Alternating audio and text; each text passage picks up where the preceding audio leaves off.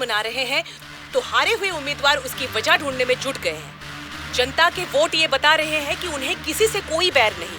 दोनों मेजर पार्टियों को इलेक्शन में लगभग एक समान वोट मिले हैं। राज्य की पूरे 120 असेंबली सीटों में से सरकारी पार्टी को 48 सीट मिले हैं, वहीं ऑपोजिशन पार्टी को 52 सीट मिले हैं। बाकी 20 सीटें इंडिपेंडेंट एमएलएस को मिले हैं और वो ही तय करेंगे कि राज्य में सरकार किस पार्टी की बनेगी। अब उनमें से कितने लोग कौन सी पार्टी को समर्थन करेंगे, राज्य की सत्ता कौन सी पार्टी को जाएगी, ये सब जानने के लिए शक्ति परीक्षण होने तक सबको इंतजार करना होगा। ये क्या है सर, इस बार ऐसे कैसे हो गया? अब हम क्या करेंगे सर? इस बार भी गवर्नमेंट हमारी ही बनेगी।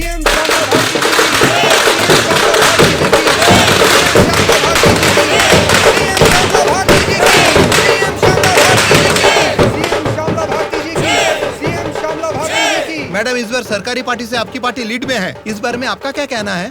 जनता को अब हमारे ऊपर यकीन आ गया है, इसलिए इस बार हमारी पार्टी लीड में है।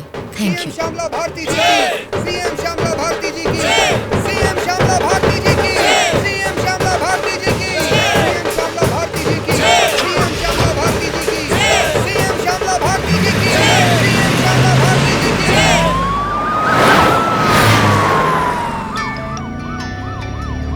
मैडम, सीएम राम मोहन राव जी का फोन आया है। बोलिए एक्स सीएम राम मोहन राव जी, कैसे लगे आपको इस बार के इलेक्शन के नतीजे? इस बार 4 सीट आपको ज्यादा मिली है, ऐसा सोचकर ये मत समझिए कि जीत आपकी हुई है। मिस श्यामला भारती जी,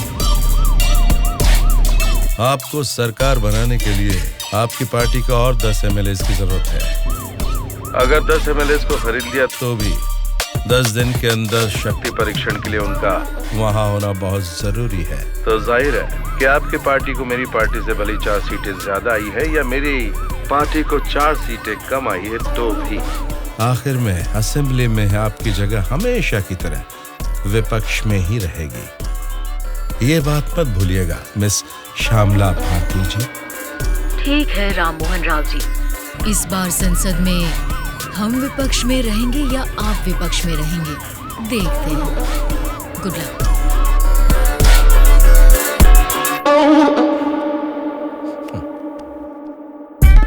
ये जानते हुए कि हमारी पार्टी लीड में है, ये राम मोहन राव कॉन्फिडेंटली कह रहा है कि हमारी पार्टी जीत नहीं सकती। इससे ये साफ पता चलता है कि हमारी पीठ पीछे साजिश हो रही है। हम एक लीडिंग पार्टी है, हमें हमारी पार्टी को सत्ता में लाने के लिए उन 20 इंडिपेंडेंट्स को हमारी पार्टी में लाने का कोई न कोई तरीका ढूंढना होगा। हमें उन 20 लोगों को जल्द खरीदना होगा मैडम, और उसका केवल एक ही रास्ता है। कौन सा रास्ता? अनंतगिरी में 20 साल से ना हारने वाले कल्याण प्रसाद को हमें सबसे पहले खरीदना होगा मैडम। उसी को क्यों? वही किंग मेकर है मैडम। जितने भी 20 इंडिपेंडेंट उम्मीदवार है वो सब उसी के हाथ में रहते हैं। तो फिर जल्द से जल्द बुलवाइए उसे। कल्याण प्रसाद को फोन करके कहो कि तुरंत मेरे फार्म हाउस पर आकर मुझसे मिले। ओके? ठीक है सर।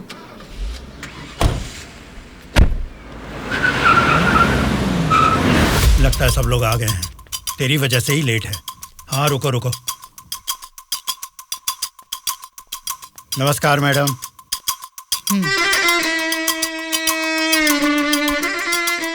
मैडम, डायरेक्टली पॉइंट पर बात करेंगे, इससे दोनों का टाइम बचेगा। मैं भी सीधे पॉइंट पर आकर बात करूंगी। आपके 20 एमएलएस को हमारी पार्टी को समर्थन देना होगा। इसके लिए आपके एक एमएलए की कीमत बताइए। एक एमएलए ने अपने मतदान क्षेत्र में जीतने के लिए तकरीबन 50 करोड़ रुपए खर्च किए हैं। एक एमएलए को 100 करोड़ दे दीजिए। क्या मतलब? एक एमएलए को 100 करोड़? मतलब इसके हिसाब से 20 एमएलए को 2000 करोड़? हाँ मैडम। इतना क्यों? मार्केट में आजकल रेट बहुत बढ़ गए मैडम। एक जमाने में खाना पकाने का तेल 100 रुपए लीटर मिलता था और अब 230 रुपए हो गया है। फिर भी लोग खरीद रहे हैं ना। वैसे जनता के बारे में हम कुछ सोच रहे हैं क्या? नहीं ना। इसीलिए जैसे चीजों के दाम बढ़ गए हैं, वोटर्स ने भी अपने रेट बढ़ा दिए हैं मैडम। एक टाइम पे 1000 रुपए में मिलने वाले वोट अब 5000 में मिलते हैं। यहाँ कोई भी कैंडिडेट को देख के वोट नहीं डालता मैडम, वो वोट डालता है कैश देखकर ही। मतलब आपके एमएलए को हमारी पार्टी को समर्थन देना है तो आपको 2000 करोड़ देने होंगे, सही कहा? 2000 करोड़ नहीं मैडम। तो फिर? 2500 करोड़। मतलब 2,500 करोड़ रुपए? यस, वो 500 करोड़ किसके लिए? वो मेरा कमीशन है मैडम। आपका कमीशन 500 करोड़ है? जी मैडम, मैं आपको कोई प्याज टमाटर थोड़ी ना बेच रहा हूँ। इस राज्य की सत्ता 5 साल के लिए दे रहा हूँ आपको। इसके बदले में एक छोटी सी 500 करोड़ की रकम कमीशन लेने में कोई गलती नहीं है मैडम।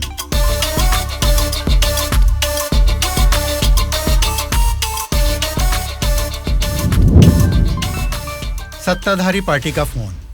अगर मेरा प्रपोजल आपको जमता है तो फोन काट दूंगा, और नहीं तो इस बार फिर से उन्हीं की सरकार बनेगी।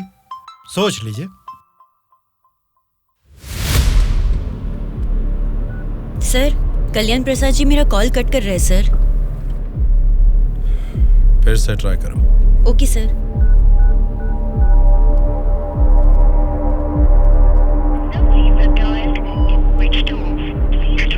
सर, फोन स्विच ऑफ आ रहा है सर। ठीक है, उसे वॉइस मैसेज भेज दो। Okay sure sir. आपने 2,500 करोड़ मांगे जो मैं दे रही हूँ। कोई गलती नहीं होनी चाहिए। शक्ति परीक्षण वाले दिन हमारे 20 एमएलए आपके पीछे दुम हिलाते हुए चलेंगे। आप जहाँ साइन करवाएंगी वहाँ करेंगे। अब आप सीएम पद की शपथ लेने के लिए तैयारी कीजिए मैडम। लेकिन उसके पहले हमें एक काम करना है। वो क्या है मैडम? आपने मुझसे हाथ मिला लिया है, ये खबर राम मोहन राव को जरूर पता चल जाएगी। हमें हमारे एमएलएस को सेफ रखना होगा। इसलिए उन सभी एमएलएस को राम मोहन राव से सेफ रखने के लिए मैंने बेंगलुरु में एक स्टार होटल पूरा बुक कर लिया है। शक्ति परीक्षण होने तक वो सारे उधर ही रहेंगे। आपके एमएलएस के साथ हमारे एमएलएस को भी मिलाकर उधर भेजेंगे तो वो सब साथ में वहाँ सेफ रहेंगे। आपकी बात सही है मैडम, पर उस राम मोहन राव के डर से सिटी से इतनी दूर बेंगलुरु में एमएलएस को रखने की जरूरत नहीं है मैडम। वो क्या है ना, शहर के बीचों बीच मेरे कंट्रोल में एक जगह है जिसके बारे में किसी को नहीं पता। ये 10 दिन हम अपने एमएलएस को वहीं छिपाएंगे तो टाइम भी सेव होगा और अपने लोग अपने ही साथ हैं ये भरोसा भी रहेगा। लेकिन उतनी सेफ प्लेस इस सिटी में कहाँ है?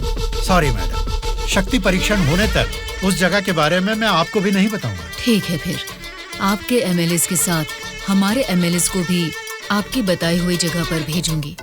देखना कोई भूल ना हो। Okay madam. सत्या। हाँ सर। सर, श्यामला भारती जी ने कल्याण प्रसाद जी को 2,500 करोड़ में खरीद लिया। अब हमारी हालत क्या होगी सर? हमारी सरकार गिर गई क्या? सर, इलेक्शन में मैंने 100 करोड़ खर्च किया। अब मेरा क्या होगा सर? बताइए सर। क्या होगा सर? क्या होगा? बस चुप हो जाओ। परेशान होने की जरूरत नहीं है। शक्ति परीक्षण में अभी टाइम है। मैं जानता हूं मुझे क्या करना है। आपकी बात मुझे समझ आ गई। अभी मुझे क्या करना है बोलिए। अनऑफिशियली किसी भी हालत में दुर्गा मुझे जेल से बाहर चाहिए, चाहे जितने भी पैसे लग जाएं। तुरंत जेलर से बात करके काम को अंजाम दो। ठीक है मामा, पर एक रिक्वेस्ट है। बोलो क्या है? दुर्गा के साथ एक और आदमी को जेल से बाहर निकलवाना है मामा। कौन है वो? उसका नाम है सूर्या। उसकी गट्स, उसकी हिम्मत, वो अलग ही लेवल की है। हो सकता है, लेकिन किसी भी अनजान आदमी के ऊपर इस तरह से आंख मूंद कर भरोसा कैसे कर सकता है? ये स्टेट गवर्नमेंट का मामला है। अगर कुछ गलत हो गया तो मेरा पूरा पॉलिटिकल करियर खत्म हो जाएगा। मेरा यकीन कीजिए मामा, हमारे गवर्नमेंट को गिरने से बचाने के लिए इस ऑपरेशन में दुर्गा से ज्यादा वो ही एक्टिवली काम करेगा। ठीक है, अगर तुम उसकी इतनी तारीफ कर रहे हो तो काम खत्म हो तो इन दोनों को फिर से जेल में डाल दूंगा। मैं भी उससे जरूर मिलना चाहूंगा।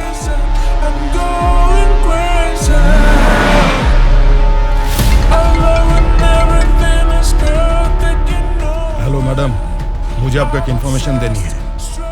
हाँ बोलिए। जेल से दुर्गा भाग गया है।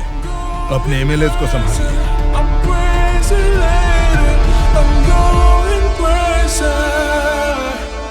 इनको अभी छोड़ के आपने वो पार्टी को इन्फॉर्मेशन क्यों दे दिया सर? वो लोग आपस में लड़के मरेंगे तो ही ना हम जैसे लोग सेफ रहेंगे।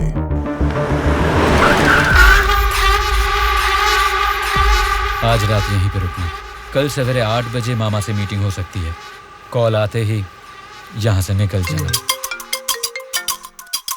मैडम, कल रात ही मैंने अपने सभी लोगों को सेफ जगह पर शिफ्ट किया है और यहाँ वो सारे लोग बहुत ही एंजॉय कर रहे हैं। वो ठीक है, पहले मेरी बात सुनिए। बोलिए मैडम। सरकारी पार्टी वाले जेल से उस दुर्गा को बाहर लेकर आए हैं, ये इन्फॉर्मेशन आई है। मैं नहीं जानती तुम क्या करोगे, लेकिन हमारे सभी एमएलए सेफ रहने चाहिए। मैडम, दुर्गा जैसे 10 लोग भी जेल से बाहर आ जाए ना, तो भी हमारे एमएलए कहाँ है पता लगाना मुश्किल है। फिर भी सामने वाली पार्टी प्लान कर रही है, तो इसका मतलब हमें संभल के रहना है। आप टेंशन मत लीजिए, शक्ति परीक्षण होने तक उनको ही नहीं, आपको भी आपके एमएलए कहाँ है पता नहीं चलेगा। ऐसा प्लान किया है। ठीक है, जो भी करो संभाल कर। इलेक्शन रिजल्ट के बारे में इस बार भी मेरा अंदाजा गलत निकला। लगता है सत्ता हाथ से जाने वाली है। तुम दोनों को क्या करना है ये तुम सोचो। चाहे जितने पैसे खर्च हो जाएं, लेकिन उस श्यामला ने जिन 20 इंडिपेंडेंट एमएलएस को खरीदा है वो किसी भी तरह मुझे चाहिए। तुम लोगों का क्या प्लान है, बताओ क्या करोगे? उन सबको किडनैप करेंगे सर। किडनैप? हाँ सर। 20 एमएलएस को किडनैप करना तुम्हें स्कूल के बच्चों को किडनैप करने के जैसा लग रहा है क्या? 20 एमएलएस नहीं सर, ऑपोजिशन एमआईयू को मिलाकर पूरे 72 एमएलएस हैं सर। क्या 72 लोग? आपकी पार्टी से जीते हुए 48 एमएलएस के साथ पूरे 120 एमएलएस को आपके बेंगलुरु वाले फार्म हाउस में बिना बंदी बनाए इस बार आप सीएम नहीं बन सकते हैं सर। ऑपोजिशन एमएलएस तक तो ठीक है, लेकिन हमारे एमएलएस क्यों? वो तो हमारे ही लोग हैं ना। राजनीति में सब कुछ हो सकता है सर, सब कुछ जायज है। सत्ता का पलड़ा जिस तरफ है वो उस तरफ चले जाएंगे। यहां जीतने से ज्यादा सत्ता जरूरी है सर। अभी की सिचुएशन में अपने एमएलएस को हमें ही बचाना है सर, इसलिए हमें उनके साथ हमारे एमएलएस को भी बंदी बनाना ही होगा सर।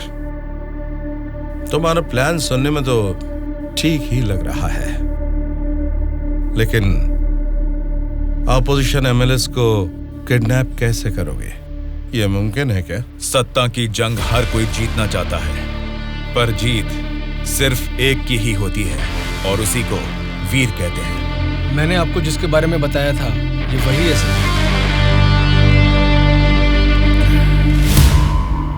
तो जरा बताओ कि शुभ काम का मुहूर्त कब है? इस शुक्रवार को ही आपके सभी एमएलएस को बस में बिठा के दुर्गा को सौंप दीजिए।